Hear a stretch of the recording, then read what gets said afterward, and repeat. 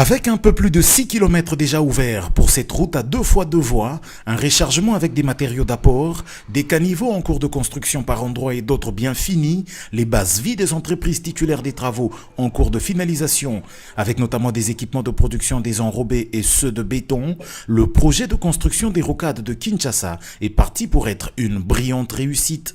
C'est le constat fait ce mercredi 14 août par le ministre des Infrastructures et Travaux Publics lors de sa visite sur ce projet. La visite est partie de l'entrée de la route Lutendele au terminus Mboudi qui est le point de départ de la rocade sud-ouest. Ici, le ministre a reçu les explications sur le tracé du projet de la part du directeur général de l'ACGT. Nico Nzaounzaou a mis en avant la principale contrainte qui pèse sur ce projet, à savoir les expropriations pour l'obtention d'une emprise suffisante.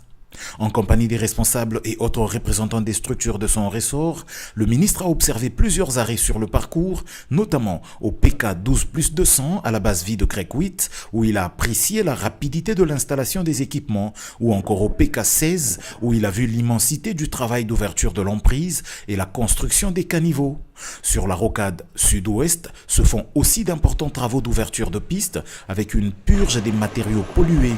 À la base vie de Crec 6 qui travaille sur ce tronçon, le ministre a reçu les assurances de Cisco SA quant à la bonne exécution de ce projet. Ici, on remarque que certains riverains s'étant approprié le projet cassent déjà par eux-mêmes les murs de clôture pour céder la place à la prochaine route.